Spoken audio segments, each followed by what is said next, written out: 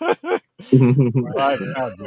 No, Live now. you hit live too late. We missed a good opportunity there. Because of the trailer. Ah.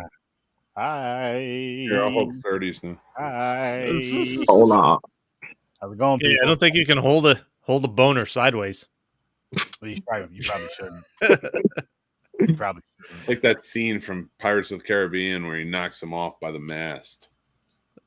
Oh, there's a mask involved. That's for sure. Fuck, man.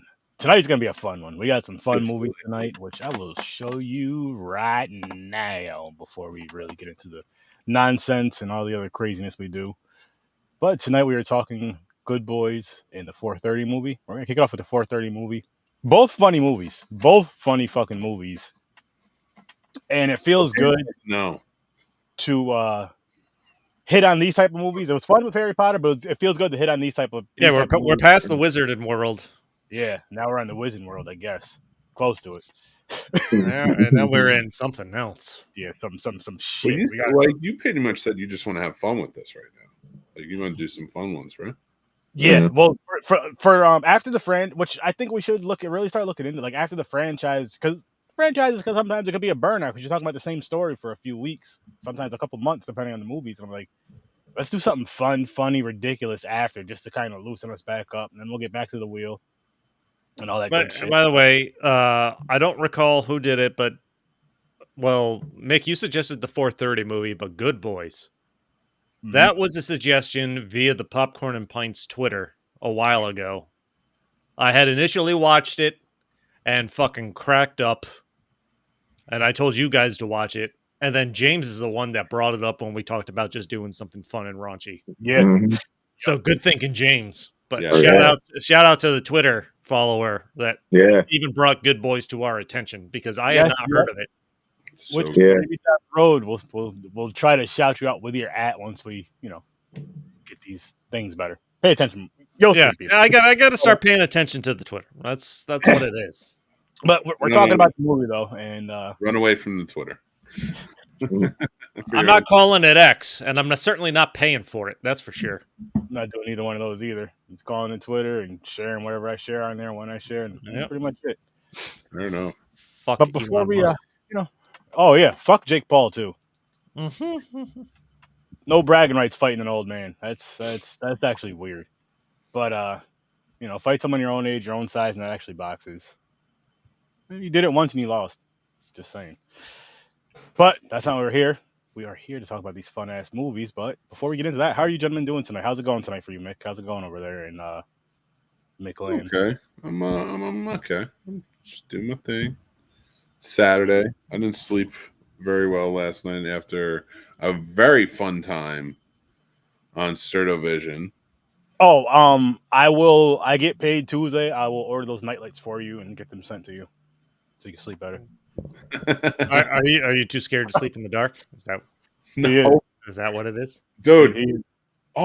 Sturdy, he's 6'8", scared of the dark. Hey, what's up, Dale?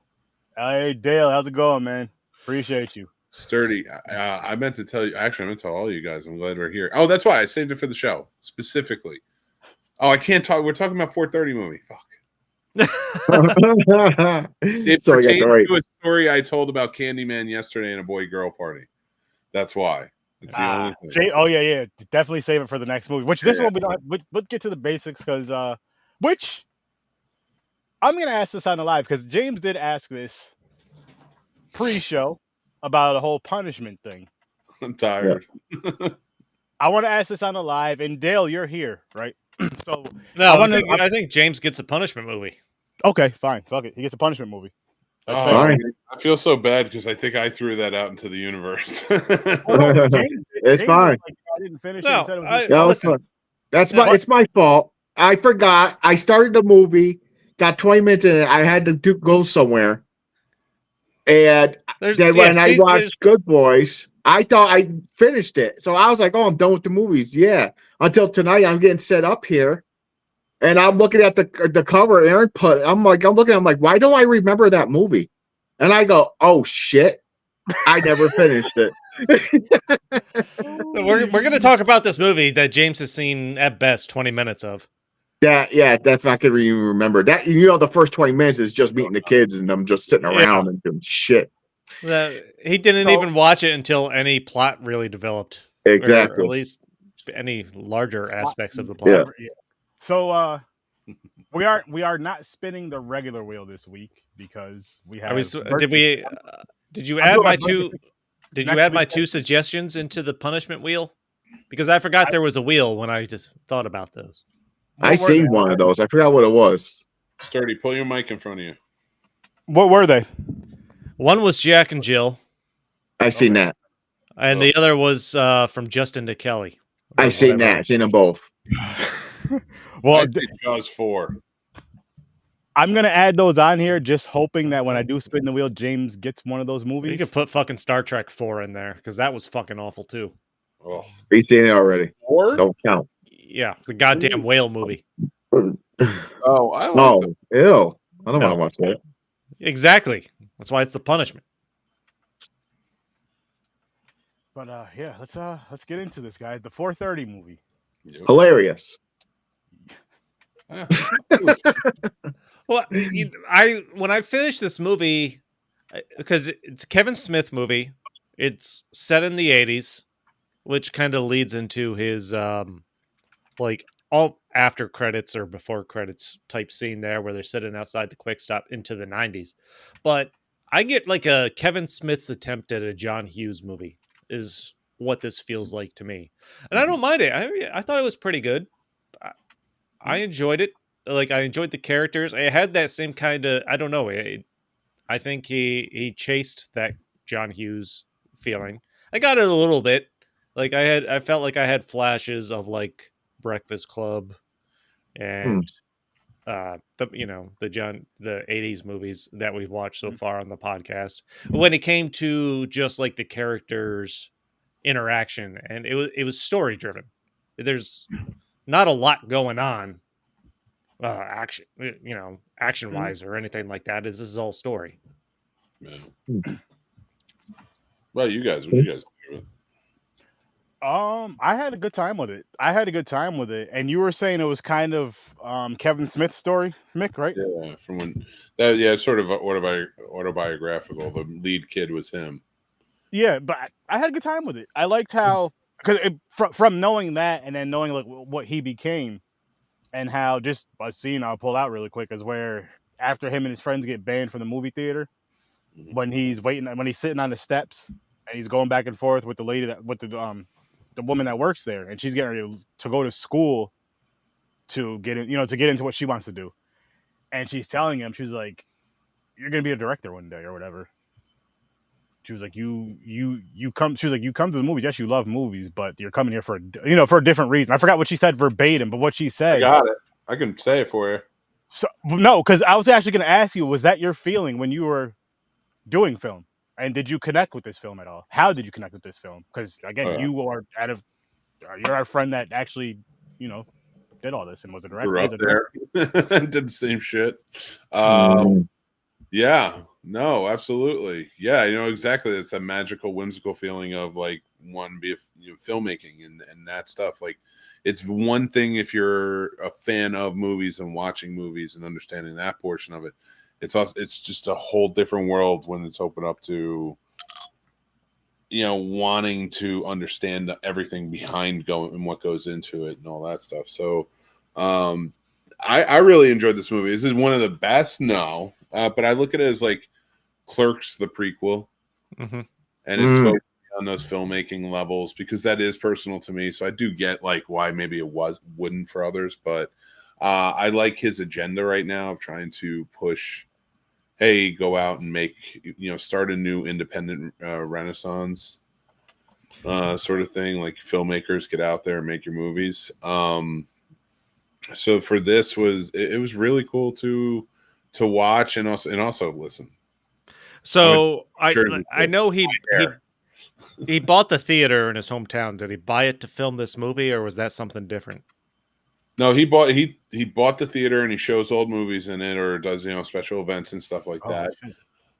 He's going to distribute his movies now through it. Okay. That's awesome. Yeah, and he'll take them on tour too. But like they start out in his theater and they'll play there. So like if you want to go see Kevin Smith's new movie, go to the theater. He also bought the Quick Stop and that whole area, and that's a podcasting studio now. And that's more. awesome. That's crazy. Yeah. Listen, I like Kevin Smith. He's an interesting case study because is he probably like one of the most famous independent movie makers. Like he did Clerks, and it kind of established yourself. You had things like Chasing Amy and everything that came after that. And then I feel like he got into more big budget movies, and people are like, and then the popular opinion was that he's fucking overrated or something like that. Like so he did Dogma, right? Yeah. Mm-hmm. And now he's kind of back in these more independent type movies, but I've always fucking respected him. Like it's an interesting career path that he's been on when it's come to the movies he's made. Like what was the one he did with Justin Long was it something with the teeth or Husk? Yeah. That was a weird fucking movie. That was a weird movie. But like is like an indie director that started getting too popular. Like shit was just being thrown his way. Yeah, he was too special. And to me, he's too special a filmmaker. Like he has a signature to him. Yeah. Like John Hughes or, others that we talk about. And they tried to capitalize on his signature because like Chasing Amy did well. And like, Clerks did really well. And then like Chasing Amy did well. And then Dogma. So, but it just, you can't do that. It's a Christopher Nolan's a perfect example of that. Steven Spielberg, like trying to contain that signature, that special thing about somebody, like you're gonna stifle it in some weird way. Yeah, it was weird because it's like these indie movies start doing well. Clerks, Chasing Amy, Mallrats, like they're getting attention, they're getting that kind of cult following, and now you want to throw a big budget at that to try to make that more widespread, just because of the way people love that, and like that doesn't mix. There needs to be more of an oversight with not from anybody but within the studio systems of like talking about it and saying, okay, listen, we need to stop striving for every movie we make to get to number one at the box office. It's not going to happen. And no longer does it look good for a movie that's like $10 million in budget to make $20 million. They don't like that. That's not a darling. But we need to start evaluating it to a point where it's like, okay, yes, these movies we've spent X amount of dollars on, we expect to make X amount of dollars on, and be number one or number two or number three at the box office. But we got to start like shining a light on like these ones that get 8, 9, and 10 that cost maybe $1 million to make and now are making 25, 20, 30 million. And the reason I bring that up is like because like you'll see more of this pushed out there that way. I fucking hope so. Like if you start focusing we don't even focus on the back 5 really of the top 10 of the box office weekend. So that's where the Kevin Smiths generally like rest, or in the top 20. And that's where we need to look if we want to. And it's weird just using the terminology like the back 5 or, top 20, but yet they're still making money compared to what it took to make those movies. Like they're successful, but if it's not in that top 3, like just mainstream doesn't care, doesn't think to go see it or anything like that. Like if I asked you Beetlejuice, would you guys say was that a hit or a bomb? I didn't see it. I haven't seen it. Just even by thinking about I would assume it was a hit. I would assume too. It finally became a hit this month, which is fine. Mm-hmm. There's nothing wrong. There should be nothing wrong. It gained its box office back. It was in theaters since September into November, made its, and then now it's a hit or whatever. It's made its money and plus some. So it just bugs me that we got to a point where it's like, if it's not opening weekend, then the movie sucks. And that's stupid because there's some movies that are just awesome movies. They're just not like that open box office hit. But once you go and sit down and watch that movie, you're like, yo. Well, there's there's the streaming equivalent where shows are getting canceled when they don't get millions of views in their first month either now, because there's so many shows popping up on all the streaming services. Literally, if you can't bring in 1 million views in a week, you're fucking canceled already. Yeah, and thank you for saying that too, because I didn't even think about it from the streaming. I was saying from the movie standpoint and the box office totals. But yeah, the streaming wise, like, guys, like you can pattern budgets. People, you have like these niche things that people will watch. Like, why can't you pattern budgets to that and be like, all right, this wing that makes all Hallmark like romance things, here is your yearly budget. Go out. We need this many movies made. You know, and you guys figure that out in that department, but they won't do it now. It's like, yeah, you're right. If it's not 1 million streams in a week, like, you got to match it up right. Yeah, but I'm going to start bringing bacon to movies, and I think we need to normalize that. Bacon. I think we need to normalize movie bacon. But he's sticking it with his pockets. He had it wrapped in tinfoil. I don't know. I haven't. I've never had just bacon. Yeah, I've never had just bacon with mayonnaise on it like they did in this one, because there was that reference. Oh, yeah, God. I did that. I did that before. I eat BLTs with mayonnaise, so I had bacon. Yeah, but that's different. You don't have fucking a handful of bacon with like mayo. No, I had like 2 slices of bacon with mayo on it that I ate by itself. I have this like gator sauce that I really like, and sometimes, like, if I have a crispy bacon, I'll dip it in that. But that's as far as I'm going.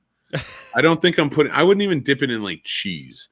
And I understand that, like, you can have bacon cheeseburgers and all that shit, but like, wait a minute, there's just something wrong with, hey, I have like treating bacon like they're mozzarella sticks.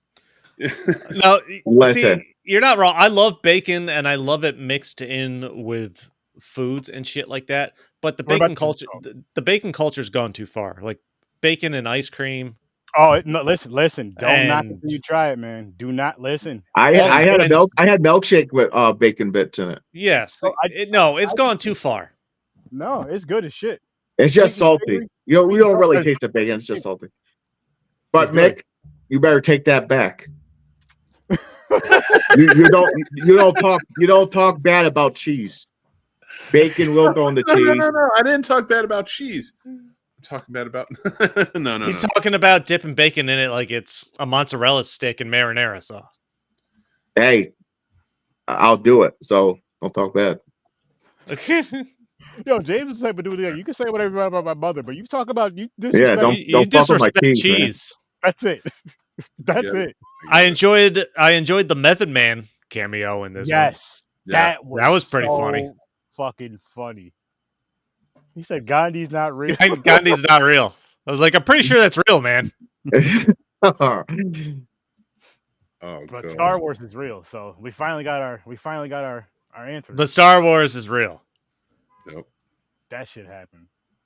Yeah, that's a good one. Freaking Rosario Dawson in this too. I mean, they're all friends. Like, Kevin Smith's really good at making friends. He is, and like genuine friends. I feel.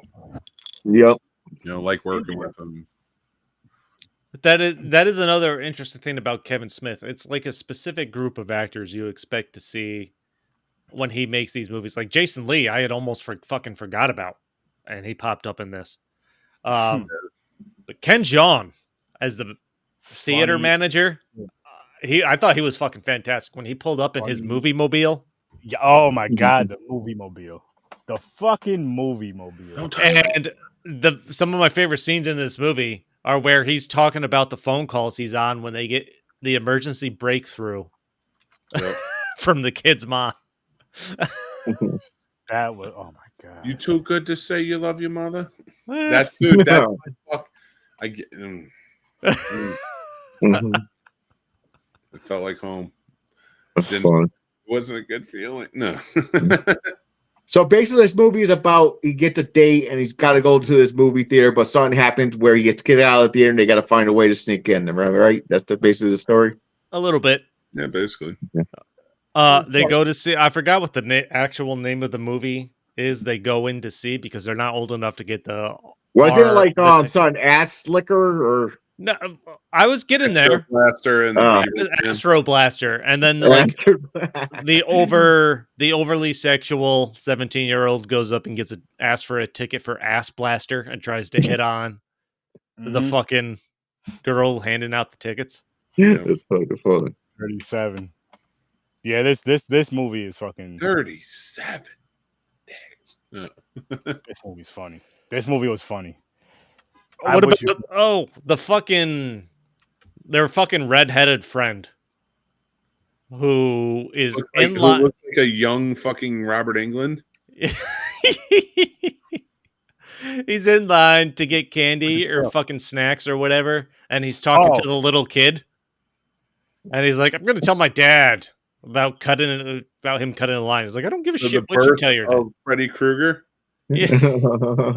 Yo. And then he gets his dad. He's like, "Dad, he showed me his privates." He got kicked out. He's like, "No, I didn't."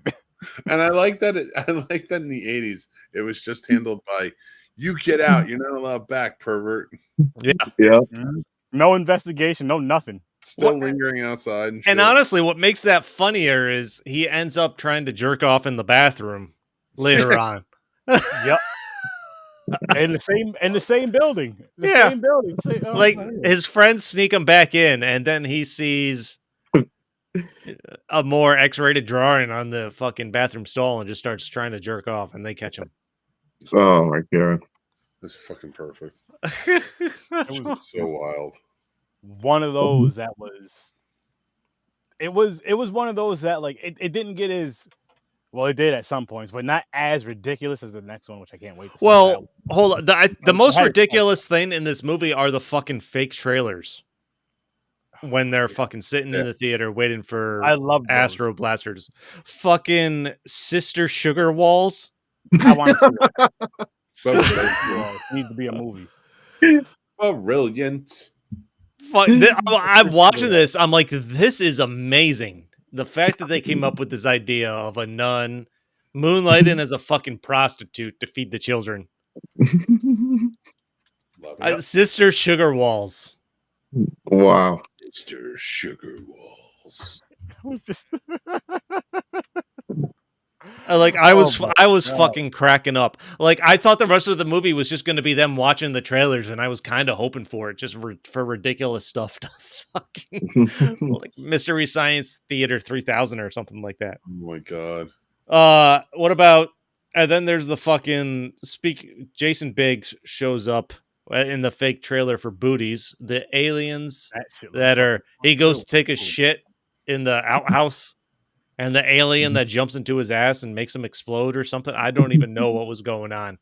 It's just called Booties. Making fun of Ghoulies. Mm-hmm. Is that what it is? All right. Yeah. That's funny. Or like paying homage to it, you know. I don't think he's making fun of stuff. I think he's just they're paying homage to stuff because there's all kinds of references, the after credit scenes or anything else. Yeah. Movie related type stuff that comes up in this. So it's a fun homage movie. Homage. I'm drunk. Homage movie.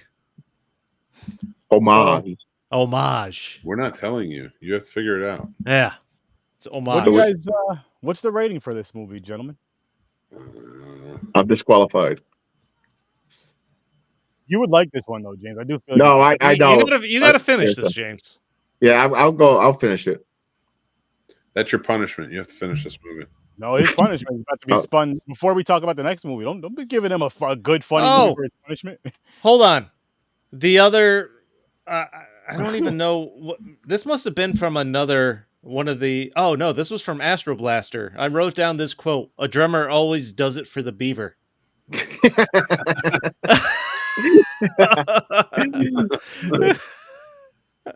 They're ripping off, and I love it. Of course, the great Flash Gordon. Nice. Oh, okay. Was Jay in this? Yeah, Jay was in. He was in Sister Sugar Walls.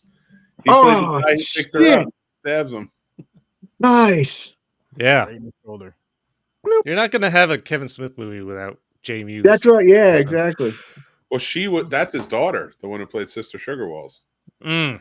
Oh. And the nun with the black eye was his Mhm. wife. Yeah.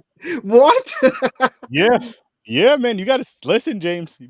You're gonna want to finish this. Trust me. Damn, You're gonna- he put his family in it and everything. Yeah, huh? man. Oh, yeah. Everybody's in this. Oh, yeah. Everybody's in this. That's fucking What awesome. about Major Murder? We didn't even talk about Yes. Major Murder. And he's the cop in the next movie we're talking about.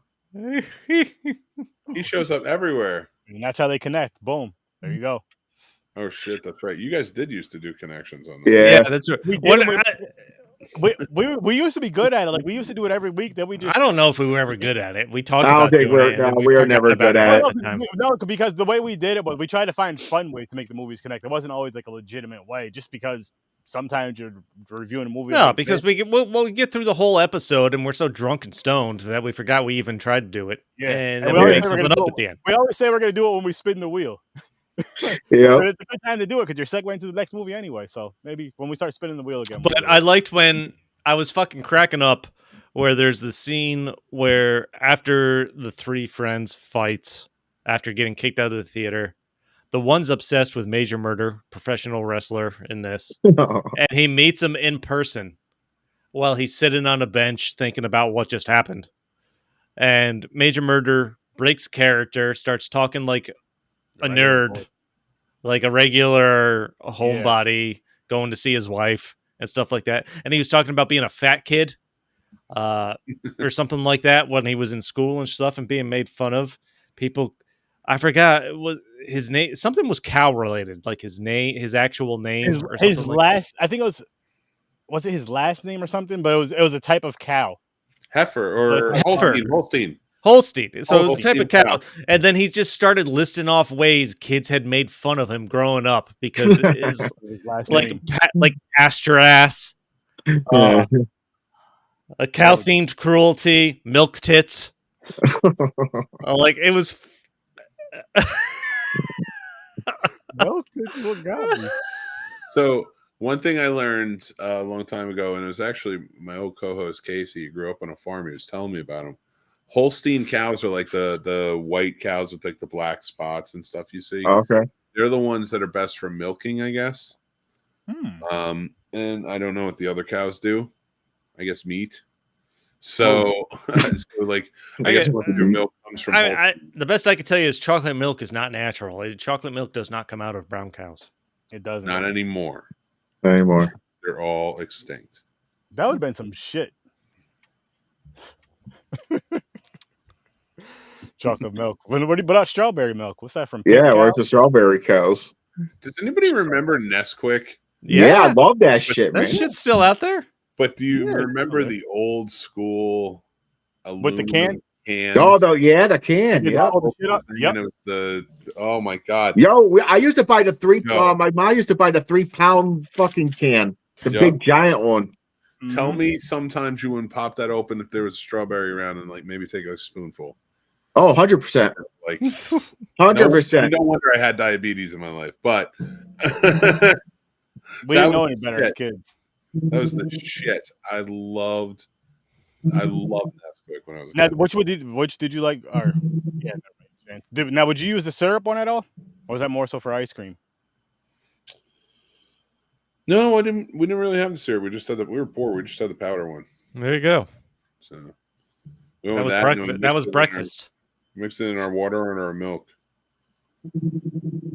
Sir, kaboom! Yeah, I don't- remember that. But I think for this, I'm giving this movie a 6.5.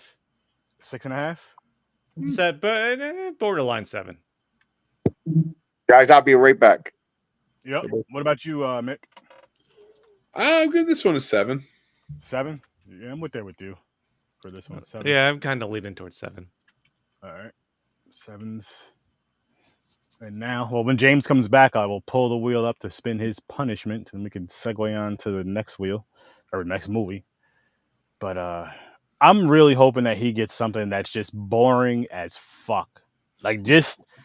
I know Mick put some boring ass shit on there. I thought about Googling most boring movies, but I didn't do that. That probably would have been a good way to fill up the wheel too. Either that or a musical. Oh God, fucking musical. I know there's a musical on there. So hopefully does it get worse than The Sound of Music? I don't like musicals in general. The only one I liked was the I don't care for. I mean, I don't hate The Sound of Music, believe it or not. And then the one that I did like was that one with Hugh Jackman. That one actually, that one wasn't bad. The Greatest Showman is great. Yeah. Fucking Cats. That was goddamn awful. Cats was fucking terrible. I don't even remember which one we watched. Was that the 29th, the newer one? It was the. Yeah. It wasn't the asshole cut. That's for sure. Night, Chad. Have a good one, Chad. Yeah, you'll have fun with it. Trust us. Trust me. Watch Good Boys. That's all else. If you're that's a definite. That's that's legit. We are at wheel time now, people. James is we got a couple things to spin here. You guys been honking off a lot lately. What the hell's been going on? Like these past few weeks, what's been going on? Hashtag honk off. Hey, I got things going on. I'm calling it honking off, James. James pulled a muscle honking off. That's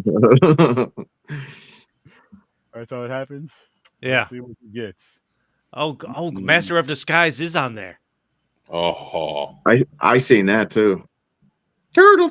It was funny. I was listening to Free Beer and Hot Wings, and they were doing a segment about the worst movies they've ever seen, and Master of Disguise came up. Damn, I've seen a lot of these movies already.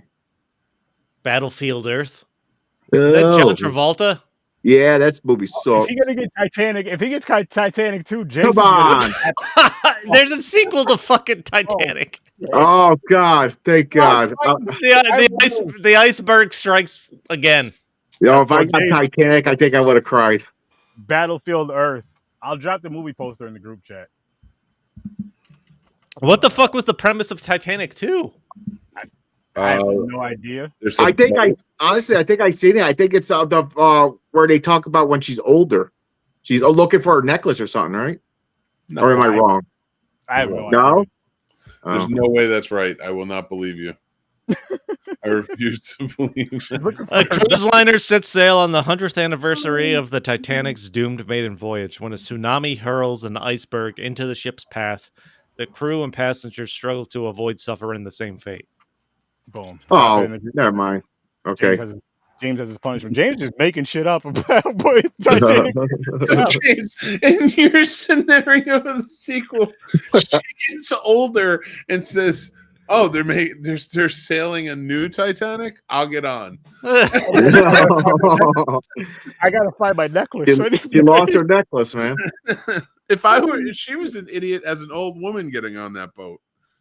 Like, I'll never get on a boat again. Shit ain't gonna happen. Facts. I love it. Are we spinning for next week's movies? Or what are we doing next week? No. Next week's movies, I'm doing my birthday picks, and then James is gonna do his the weekend after. So he's pushing his up even sooner. But happy birthday to Sturdy on Monday. Yes, sir. Yeah. But so we're gonna be doing The Package and Incoming next week. 2 more raunchy movies, and I've seen Incoming. I haven't seen The Package. Okay. I haven't seen either one of them, so me either. Let's see. I don't know. I'm not gonna say anything. So that's what we're doing next week. Hopefully they're hilarious. Hopefully they're as funny as. Oh, I'm hoping at least one of them is as funny as Good Boys, but that's gonna be a tall task because you can ask these guys.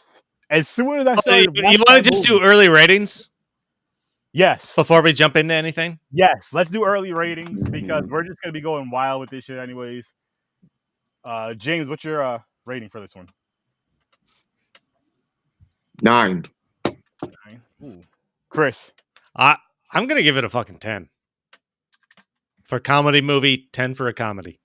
Mick, I'm not just for comedy, but I'm gonna also say a coming of age movie. Yeah, I think this is a really well done movie. I'm gonna give it a 9. Okay. Yeah. Me, I'm giving it a 10 just because I was literally laughing through this whole fucking movie. I've watched this twice now, and I laughed probably at least just as much as I did the first time. The second watch through, and like fucking. But I was what I was getting at though was as I'm watching this movie, within the first 5 minutes of it, I'm talking to you guys in the group chat because I'm just laughing so fucking hard. Like, what the fuck? This I couldn't stop. After a while, I was like, I gotta put my phone down. We're gonna be discussing this. We're gonna be having a conversation about this. So I have to put my phone down and stop talking about it here. We have to talk about it on the live. But there's some things that's just too funny. We have to. No, it was hard for me to hold off not texting shit in the group chat as I was watching this because I knew you guys hadn't seen it yet. I'm like, fuck, I need somebody to watch this so I can start talking about it with them. Yeah. Just every aspect of this movie. Just for anybody who's like kind of trying to figure out, and I know we're gonna kind of go in a spoiler section, but just watch it. It's fucking hilarious. Oh, the best way I described this movie, because once again, this was brought to my attention on the Popcorn and Pints Twitter, and we'll look up who did it and shout them out next time. I apologize. When I described this to people at work, when I talked about, or a cousin today, when I talked about what this movie was, I said it was super bad with 12-year-olds going to their first kissing party. Perfect. Mhm. Perfect. That is Perfect. and they need to learn how to kiss. But there's all kinds of shit that happens between when they get invited to the party, them trying to learn how to kiss, and then get into the party. And to say that it's like Superbad because it's made by the same guys who made Superbad, Yeah. so written and everything. So the only thing I'll say is like there's a lot of beats in this that we see in Superbad. We see the cop beat in the convenience store. Yep. Dealing with alcohol, underage, and more. And we see so many other things that kind of shine through. Like the frat party is clearly the party he goes to with the crazy people when he's trying to get the detergent bottles out of there. So yeah, there's 3 friends. One's obsessed with trying to get to the end party to meet a girl. Yeah. So but they transfer it well. Like the story elements were well written into this. I thought they did better, in my opinion. Right off the bat, when the dad, Will Forte, walks in as the dad on his son, who is just enhancing the breasts on a video game customization because he is about to jerk off in his room. But can we shine a light on the fact that this kid, to give himself an early warning indication, tied 2 ends of the string from a bedpost to his doorknob, with the door open in. The door opens in. I'm like, I see this. His dad finally opens the door, which that part there where his dad talks to him about masturbating, and then like talking to the mother about like, hey, he's masturbating over here. My little boy's growing up, basically. I'm just so proud you're growing up. Oh my god! Can I tell you the favorite line from the dad in that movie? Will Forte. I know what you get grounded. No, I think I know what you're gonna say. Hold on, let him say it. I'm pretty sure I know what you're gonna say. Me too. I will always love you, but I no longer like you. Yeah. Yeah, that is fucked up. And he says it so direct in his face too. There was no letting up on that. No. By the way, hashtag Beanbag Boys for life. Beanbag Boys for life. Yo, it was funny when he was like, "Do you know why we call each other why we're the Beanbag Boys?" You're like, "Because you have beanbags." Like, yeah, that was it. That was the whole story. Yeah, like it was some unique thing. I love that was the whole story though, and the reason why I love it was the whole story because that is such like a boy/guy thing. Like, yeah, why do you guys call yourselves that? Oh, well, we're all wearing orange shirts. We think it's a cool story and shit. Yeah, we all have beanbags. Yeah. Females have something so deep and beautiful, but it'd be bad. Look, that story's way too long. We just all got beanbag boys. Boom. Fucking. This is nonstop laughs from like 5 minutes in until the end. But it takes you in so many directions too. It does. There's just so much shit going on. Lucas is the black kid in this with Thor and Max, the 2 little white boys. His parents telling him he's getting divorced by giving him his favorite foods. That was funny. He's like, we're gonna have 2 of everything, just at separate houses now. Like that was fucking cracking me up. Mick fucking said in the group chat that he was dying when there's a choir scene where they're saying, I don't even know I don't recall what they were singing in the choir scene. I think it was an upbeat song. I don't think it was a sad song. He's just It was an crying. upbeat song, but Lucas is fucking crying while he's singing the song. Mick's laughing about Mick's texting in the group chat how fucking funny it is. Childhood trauma is the funniest thing out there. Yes, but the kid pulls it off, man, because they're all singing. The one kid, Thor, is all into singing. He's like dancing, and the other kid's just staring at the girl. But this poor kid Lucas, who is the best actor in this movie, hands down, is just in tears because the scene before his parents told him to get the my favorite fucking line in this is, and out of all of them, and there's doozies everywhere. This one was when he finally tells his friends, "My parents are getting a divorce," and Thor looks at him and goes, "What'd you do?" Oh yeah, hell yeah, that was a good one. I was waiting for that. Holy shit. No joke. There's so many jokes in this. So, oh my god, the three friends, and that all happens before they even get invited to the kissing party. Yeah, I know, it's wild. They're not even like the main point of the movie hasn't even happened yet. No. So much has happened. This kid gets nicknamed. They do the singing thing. His parents get into divorce. Dude, there's so many things about this movie. Chris, you were the only one talking to me this morning when I was watching it, and I even said, I was like, I'm not prepared for a couple of reasons for this highway scene because it was very intense. And then immediately you get into the mall scene, and then it like jumps into like the dad scene. Oh, yeah, much stuff in it. Fucking sippy cup. By the way, before they get invited to the kids' party, the three best friends meeting the cool kids in the woods, trying to be talked into drinking their first beer. Thor, the chubby white kid, can't do it, so they started calling him Sippy Cup. It's like first day of 6th grade, and he's complaining that he's already called Sippy Cup. Yes. He quit singing. He quits singing, which he loves. Yeah. It's like a middle school Hugh Jackman. He loves theater and singing. Yeah. Oh, one day. All in one day. A lot happens in one day, I guess. Oh shit! That was the worst day of his life. It was.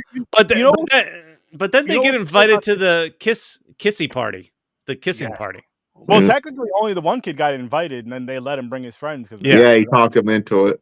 But one of my favorite scenes in this movie is when they Google porn. Oh my gosh! Trying to figure out how to kiss because none of these kids have kissed a girl.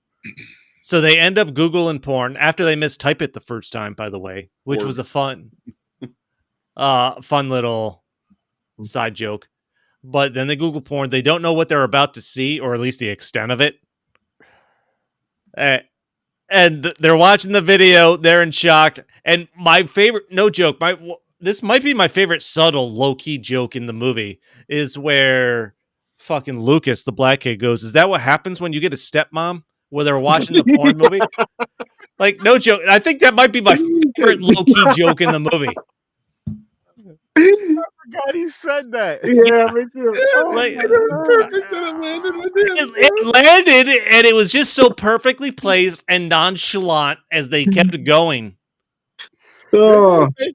Like I had to fucking pause the movie the first time because I couldn't stop laughing. That was so fucking. This movie right here, I feel like down the road we need to watch again. I'm gonna save it, but we need to do a watch party for it. Is all I'm gonna say. Because this is a watch party worthy movie. This is a funny fucking movie, and it's one of those ones that's even funnier watching it with people, like amongst people who have liked the humor. Oh no, I was gonna say what I did like about this too was like how you had like little adventure type with the kids, but just like that but just a nonsense story.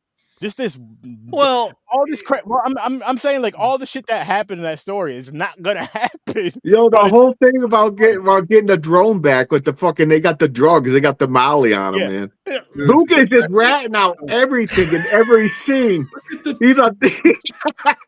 He's like a narc.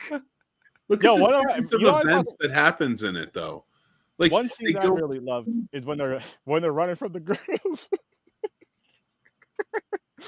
Running down, they're going down the stairs. Lucas crashes, hits the side of the truck. There's that, and then the other part where the other guys, where the other kid's like, she's trying to touch my penis or something. that's her babysitter. She's trying to. Oh my god! And she's like, what? No, and what made that scene even funnier is how she runs and then just jumps in the truck with the other. She said, go. She had like the T1000 run going and everything. She did. She did. Oh, shit. It was so fucking funny. And then like she bolts and jumps through the car window and says, go. I've done that. But I'll tell you what, the series of events that unfolds in this for them, like looking up porn on the internet, realizing they're not going to find out kissing that way. So then their next fucking thing is let's spy on the hot neighbor, watch her kiss. Well, you're skipping a very important setup. First off, they finish the porn, and then they're dismayed that there was no kissing. It's like, you didn't even kiss her; he only licked her asshole or something like that. Yeah. And then Thor's like, my parents have a CPR doll that we can. Oh shit! God. That we can pretend that we can. Oh wow, we skipped that whole. We skipped the CPR doll. Stephen Merchant was fucking amazing. Oh my god. So they go up and Max. It's a sex doll that Thor's parents have. That is, they don't know what it is because they're young. They don't know anything about it. They're calling it a CPR doll. Max does his first kiss on it and then comes away as like, why are lips so sticky? Oh, there's a hair. Yeah, I was like, oh shit. And then I'll just say this: I know it was later in the movie, but off of that scene because of the sex doll, it comes back again. Is when they were gonna sell that card to the one dude. He comes, Stephen Merchant. He was like, "Are you a pedophile?" He was like, "No." No, they came to the door with dildos and everything as weapons. That's like, my parents have weapons. So we're safe. And it turns out to be fucking sex toys. There's a fucking gimp mask on. Anal beads. He gave that chick as a necklace. He's like, these nunchucks smell like shit. When he gets into her to put around his neck, her neck. Oh yeah. She's like, I'll put this on later. Oh fuck. Yo. But when that dude comes to the door to buy that card off of them, yeah, you look like more of a pedophile than anybody I've ever seen in my life. Dude, one of my favorite lines in this is like when they're talking about like like, I've never kissed anyone before. Neither have I. I've had sex before, but I've never kissed a girl. And he says it with such bravado. Confident, yeah. Just confident. Well, when the kids go back to try to get their drone from the two girls, because the girls fucking took their drone when they caught it spying on them. And the girls call the kids, the three boys, like misogynists, that they hate women. And Lucas is like, my mom's my best friend. And Thor looks at him all dismayed. He's like, I thought I was your best friend. But then they fucking leave with the girl's purse that has all her stuff, her cell phone, and the Molly in it. Yeah. And they're looking through the stuff back at like Max's house. And he pulls out a tampon. He's like, girls shove that up their butthole to stop babies from coming out. An 8th grader told me that. And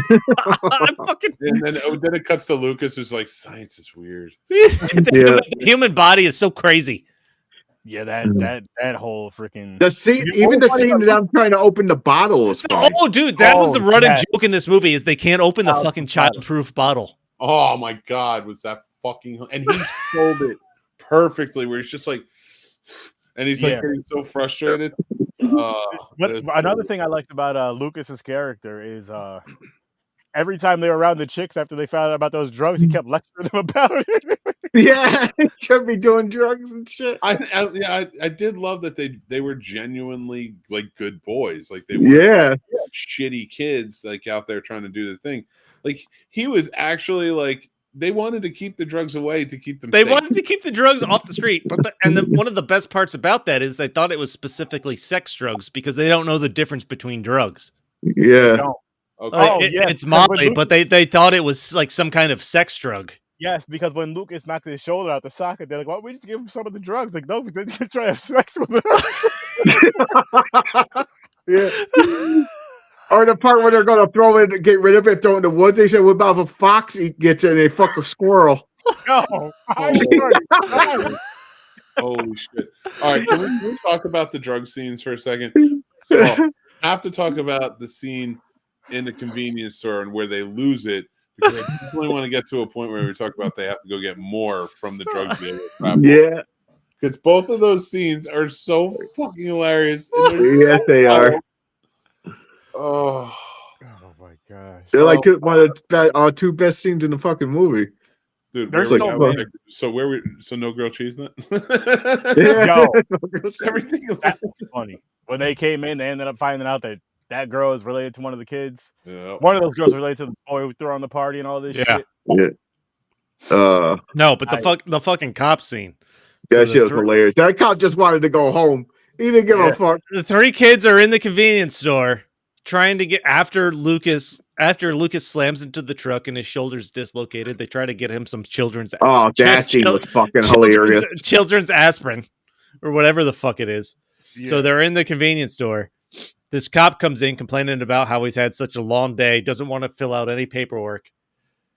Fucking Thor is trying to steal a bottle of beer which he has shoved in his pants. Dude, flagrantly too. Flagrantly. And when he hands it to him, he pulls it. He's like, "What do you got in there?" And he pulls it out, and he's like, "I got a big dick too." Oh man.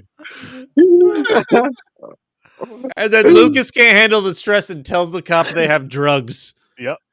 Oh, that kid, he can't help himself. His reactions every time, just like, oh.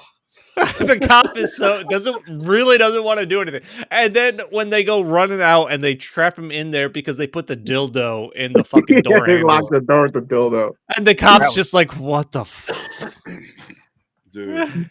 Oh shit. Oh, he can't even go home. Like, yeah, freaking. Oh, and the scab scene.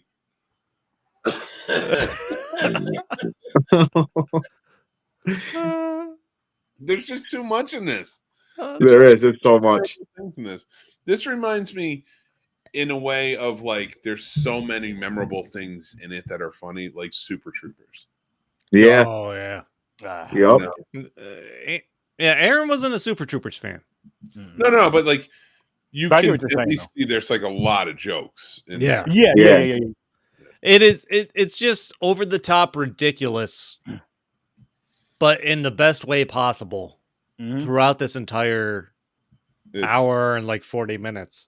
You know what I think works with this movie came out in 2019. I mean, a lot of the humor is still funny. You know what I mean? Versus like a movie that came out in the early 90s with certain humor in it, or the early 2000s, certain humor in it is just not funny.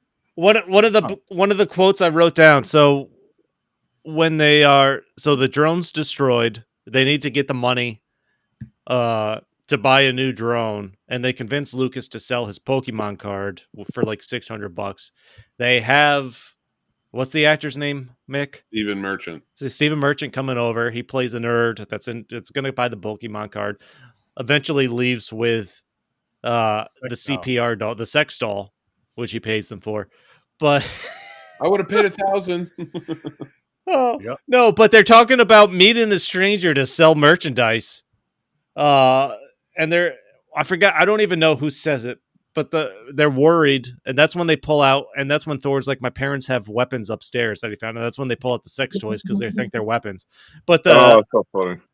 But one of them's like, he can't molest all three of us. He's like, all he needs is one.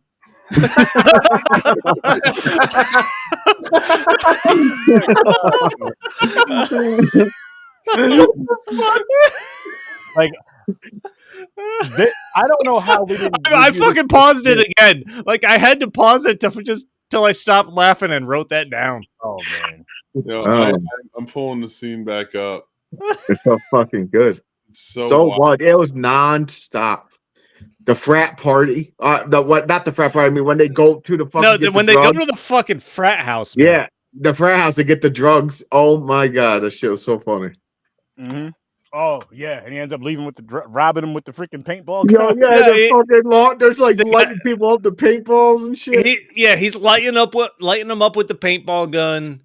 Fucking Lucas flips the college student over onto the paintball table. It goes crashing through it. Thor is smashes the fucking wooden board over another guy.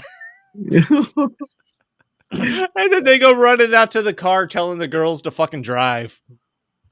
Oh my god. Is that when he got punched in the face? Yeah, Thor gets punched in the face by a college kid. Yeah. He took it pretty good. Dude, when he pulls out the fuck, he's like, I got it right here. And he pulls out the fucking thing and he's like, I don't know, man. I'm crazy. I'm gonna kiss my future wife. He's just like, and he's going off, and the guy's like, whatever, dude. I don't care. And he shoots him right in the fucking eye.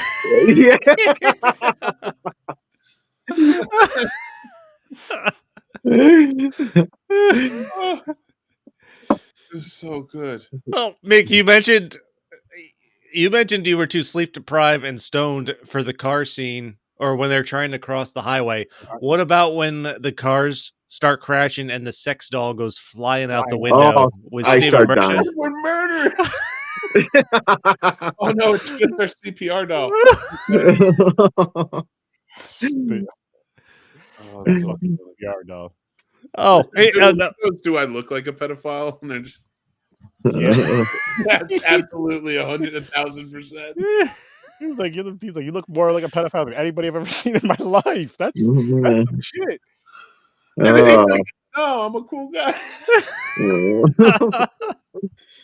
Oh my god! I wrote down the quote that Mick already brought up when we talked about the father-son. I will always love you because you are my son, but I no longer like you. Yep, that's out there. He thinks he's doing good with the fucking piloting of the drone. He thinks he's making a smooth landing. He tore up the whole fucking house. Right, going through that whole house, just breaking shit. Yeah, like that part was fucking funny because they didn't think about that at all. Like, how is this gonna get in? It's gonna beat us to the house, or how's it gonna get inside the house? Let's just crash it through the window and land it. No, it goes through the chimney. He's like, I know my house blind, and just there's the scene of the drone just tearing everything up. Pillows, fucking vases, fucking flowers, everything, just tearing shit apart. Mick, do your sons have that confidence that they know their house that well to fly? I could do this blindfold, or I could do this with my eyes closed. Oh, that's just so funny. Like that was hilarious. Yeah, but and then from there they kind of go into the montage. Real quick, Chris. But after all that happened, right? His dad calls him, "Hey, Dad, did you get home safe?" Yeah. Oh shit! He was all cocky. He thought he did it. He was like, "I'm good." Yeah. He's like, "Say I love you." Yeah. I'd say I love you, Dad. Dad, I need to hear it. I need to hear it. I was like, oh, that hurt. Yo, they really pushed the limits on the fucking kid trauma shit. It's funny though. It's fucking. Man.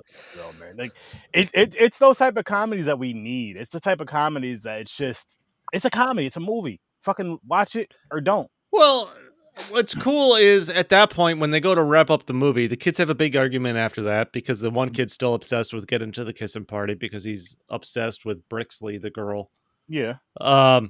So they get in the big fight, but then you have the little montage where Max kind of takes the blame for everything that happened. So Thor and Lucas don't get in trouble. First off, Lucas's parents just don't even believe the shit he's telling them.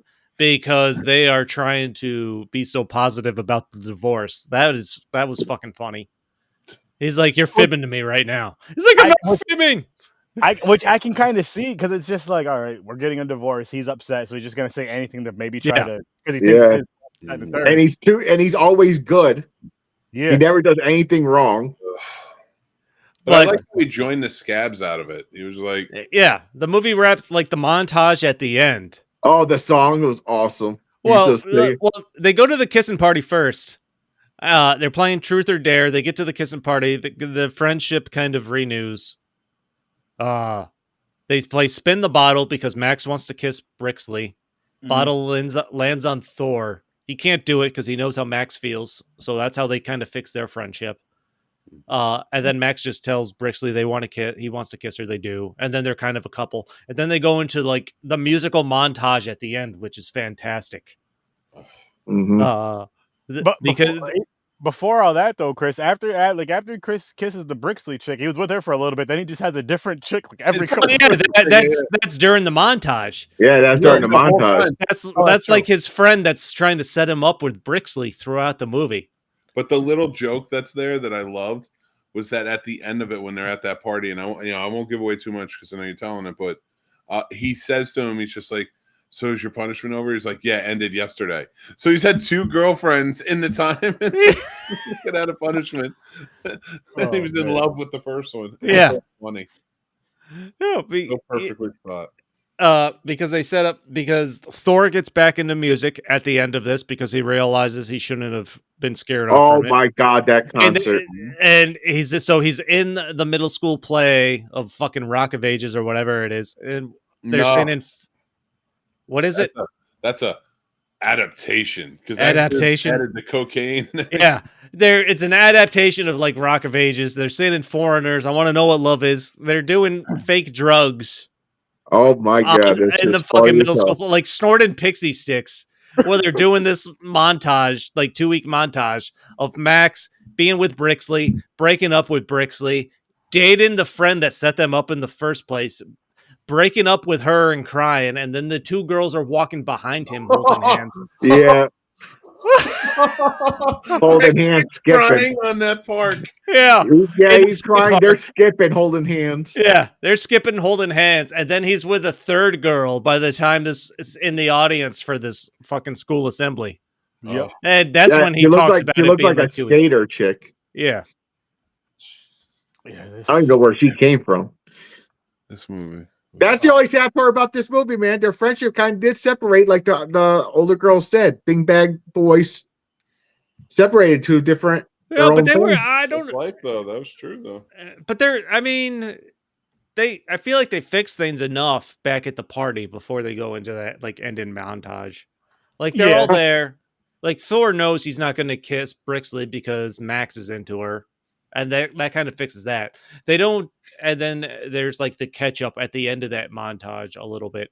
But then this movie, you're like, you have no idea what's coming, how they wrap this up when they introduce the fucking sex swing. That is hilarious. Perfect ending. Like it's all 3 friends reconvene and like reignite their friendship. I don't even remember how it came up. But Thor's like, my parents have this swing in their room. Yeah, they're like, let's go check it out for old time's sake, like Big Bag Boys for life. So they ran up there. And then it's a little montage of the like 3 boys just enjoying fucking swinging on it, having fun. They're like, woo! Then the sister comes in. Thor's little sister's like, that swing's for sexing. No sex on that. People have sex on that, and they're like, that's the movie. Perfect ending. Gosh, man, that movie was so funny. Aaron, put this as a 10. Never mind. I'm raising it. I have to, because I can't help. I'm just remembering watching it, and I watched it alone. My wife was gone. I'm just sitting here, and I had it on, and I was laughing so much. I could not believe how funny that movie was. James was fucking messaging me the whole time. Yeah, I was like, dude, because you're the only one that watched it. So I was like, I had to say something. I got to talk to somebody. I was like, this shit is too funny. It was hilarious, and I love Non-stop. when we get these type of movies when they're this too. I love when we get these type of movies to where everybody on the show finds them fucking hilarious, and this is one of those. Oh my god! I recommended this to my cousin today when we were at the bar having lunch. I'm like, you got to watch, because I told him we were doing this. I'm like, you got to watch this movie.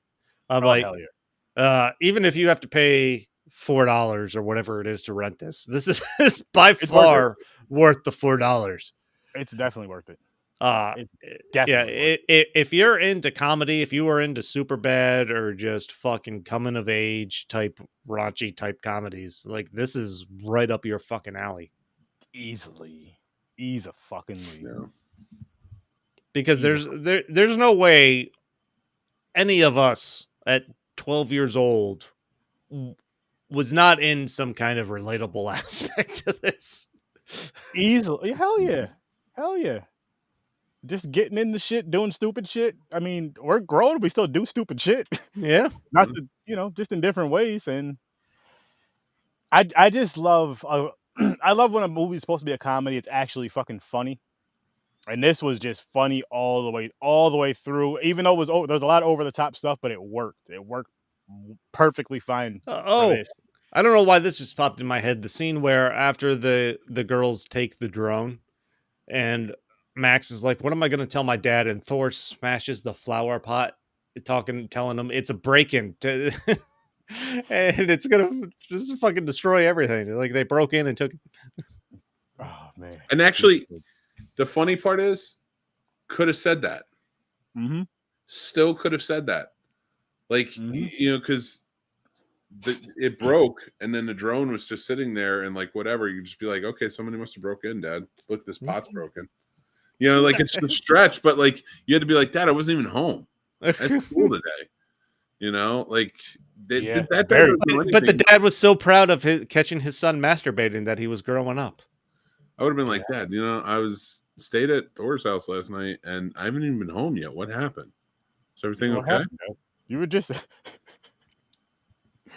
you're just cheering for me earlier. You got to follow Shaggy on this situation and be like, Dad, everything all right? Dude, Jesus.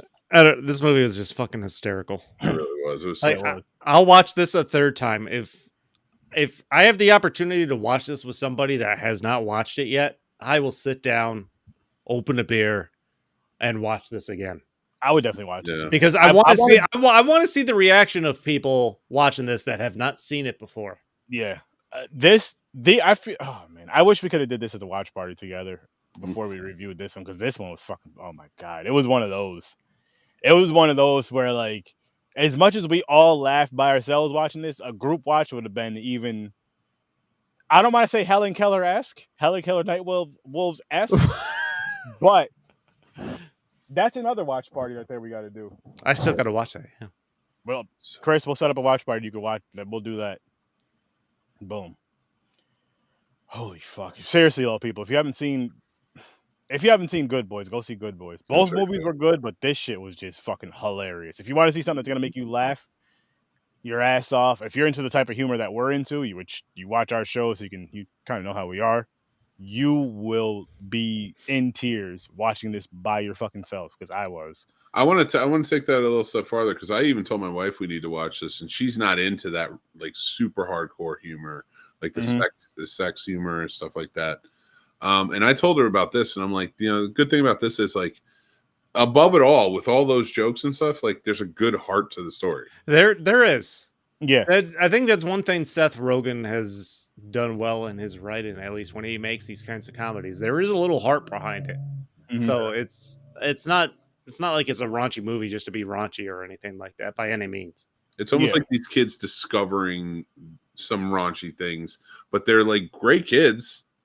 These are really good kids. Yeah, the fact that like Lucas ends up as one of the scabs is fucking hysterical, inappropriate, and they make the right choices. They make the right, Like they they take the drugs from the girls, and funny when they were getting chased by the girls. Like they take the drugs from the girls, and they're concerned about the drugs getting out into the environment. And so I'm like they really are. They're just like, if my kid is acting like this out there, I'm like, he's a good kid. Like that's a good thing. I like that. I hope he's not discovering everything they're discovering. I really hope he's not think it's okay. Like, I mean, I have to do my job, but like, they're good kids. I'm saying like there are things about the parents that are wrong for sure. Like, hey, maybe don't go buy drugs. Maybe get a parent when some shit goes down like this. Don't feel too scared or some shit like that. Although that dad, I'm always gonna. I don't like you. I love you, but I don't like you right now. I love you, but I don't like you right now. You're my son, and I love you, but I don't like you. Oh, that's crazy. What a fucking film. Nuts. What a movie. Again, if you have not seen this, watch this fucking movie and get a good laugh. Everybody can always use a good laugh. Yes. Anything else you guys want? No, I'm good. I'm good. I'm good. All right, gentlemen. Well, people, links are in the description. Check out the Scene Snobs. Check out Horror Research 30. Check out Popcorn and Pints. Check out Stories from a Bar. Sippy cup. Sippy Cup. Hashtag Sippy Cup. Yes. But thanks for popping by, people. And